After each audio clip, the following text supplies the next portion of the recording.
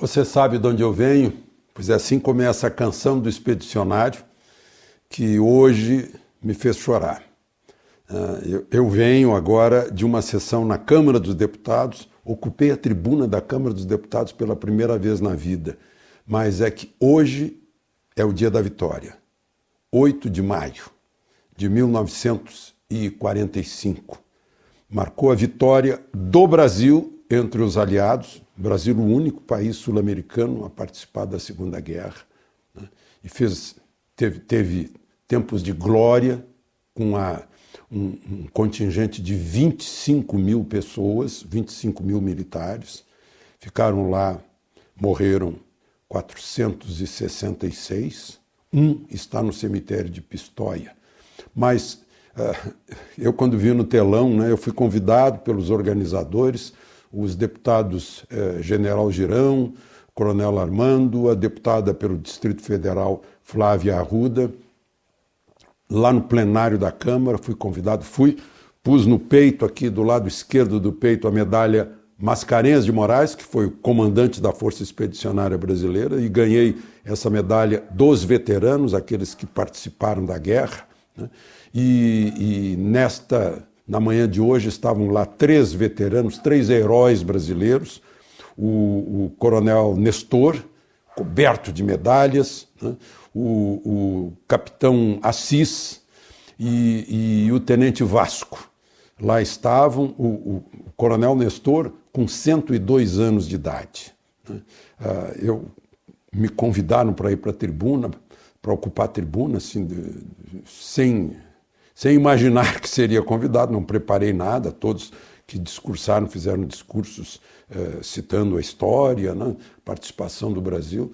Eu improvisei com aquilo que eu aprendi na vida, porque quando eu nasci fazia já um ano que a Alemanha tinha começado a guerra, no dia 2 de setembro de 1939, quando invadiu a Polônia. Aliás, estava lá a embaixadora da Polônia, né, que eu a saudei, mostrando que o país dela foi atacado de um lado pelos alemães e depois, por outro lado, esmagado pelos soviéticos, né? Mas a Polônia deu muito sangue na conquista do Monte Cassino, né? Que abriu o caminho para Roma, para os aliados. Está lá um cemitério no flanco do Monte Cassino, cheio de túmulos de heróicos poloneses, né? Eles também se incorporaram à Força Aérea Real Britânica, né? Mas, enfim, estava lá o representante da Polônia, estava lá o general Vilas Boas, né? E quando eu ocupei a tribuna, eu disse que nunca tinha estado na presença de tantos heróis. 3 heróis do passado e um herói do presente, me referindo ao general Vilas Boas, né? Herói pelo que ele fez no comando do Exército e pelo que ele está passando agora, resistindo a uma doença gravíssima.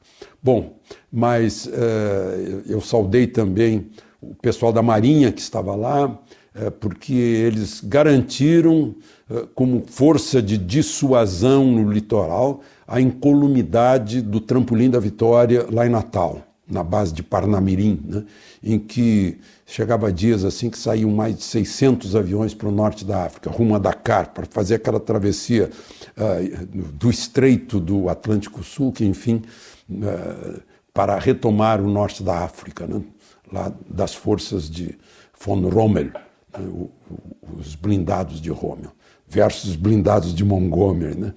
Mas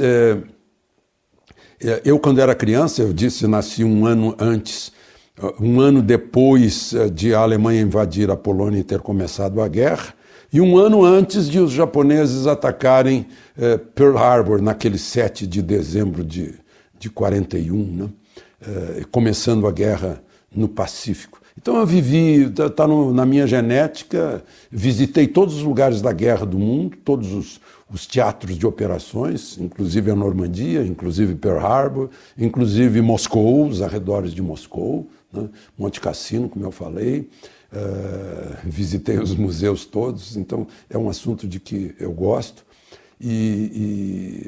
Enfim, nessa minha fala eu saudei os marinheiros, como eu disse, porque evitaram qualquer plano alemão, um golpe de mão, a estratégia era anular o saliente nordestino da participação da invasão do norte da África, né? Isso seria óbvio.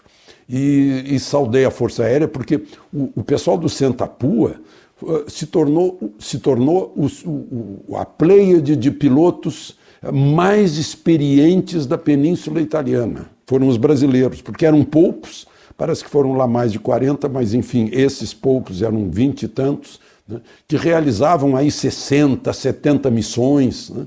Eu estou lembrado do Fernando Pereirão Mochelin, que fez um livro contando essas histórias, um livro que eu encaminhei para o produtor do filme Senta-Pua e rendeu um filme premiado como documentário em Cannes.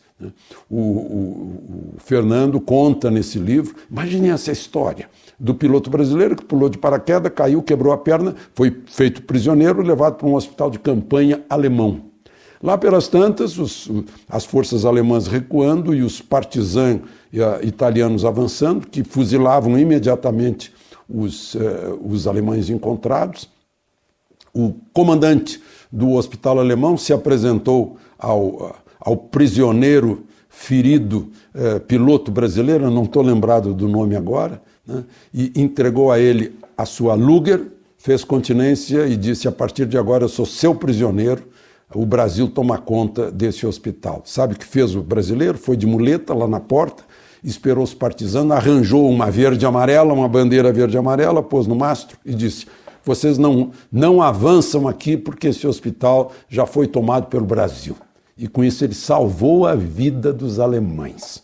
Aliás, os pilotos brasileiros que estavam prisioneiros dos alemães voltaram muito bem alimentados, porque cada alemão dizia assim: olha, eu tenho um parente em Santa Catarina, eu tenho um parente no Rio Grande do Sul, eu tenho um parente no Espírito Santo, e tinha aquela ligação, né? Foi diferente na linha gótica, né, em que o exército enfrentou os alemães com brilhantismo, né? O coronel Nestor contou que a batalha mais ferrenha foi a batalha urbana por Montese.